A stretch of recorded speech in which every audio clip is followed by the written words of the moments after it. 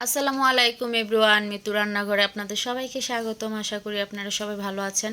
তো আজকে আমি আপনাদের জন্য দুই রকমের ভর্তা রেসিপি নিয়ে আসছি। একটা হচ্ছে শুটকি ভর্তা আর একটা হচ্ছে মিষ্টি কুমড়া ভর্তা। তো এখানে আমি চাপা শুটকি নিয়ে নিয়েছি। চাপা শুটকি পেঁয়াজ, রসুন আর মরিচ ভেজে নিয়েছি। এখন আমি পাটায় এগুলোকে বেটে নিব। পাটায় বেটে ভর্তা করলে ভর্তার মজাটাই অন্যরকম হয়। জানি না কে কে পাটা ভর্তা করেন বা কে হাতে করেন। আমি হাতে পাটায় দুইটাই করি।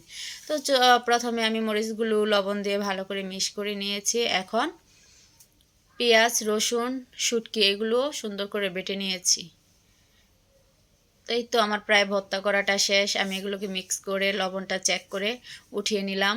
আমার শুটকি ভর্তা ডান। এখন আমি আর কিছু শুকনা মরিচ ভেজে নিব। ভেজে মিষ্টি কুমড়াটা সিদ্ধ করে নিয়েছি। এখন পেঁয়াজ কুচি আর মরিচগুলোকে আমি একসাথে চটকে নিব, ভর্তা করে নিব। এই তো আমার এগুলো চটকানো হয়ে গেছে। এখন আমি সরিষার তেল দিয়ে এগুলোকে ভালো করে মেখে নিব। আর এখন আমি আমার সিদ্ধ করা মিষ্টি কুমড়াগুলো দিয়ে দিলাম। আর এগুলোকে আমি সুন্দর করে নেড়েচেড়ে ভর্তা মাখিয়ে নিব। আমার এই ভর্তাটাও মাখানো শেষ। তো আমার দুই রকমের ভর্তা হয়ে গেছে। এই ভর্তাগুলোর ভিতরে কে কোন ভর্তাটা পছন্দ করেন আমাকে অবশ্যই জানাবেন। আর আমার ভিডিও ভালো লেগে থাকলে অবশ্যই সাবস্ক্রাইব করে আমার পাশে থাকবেন।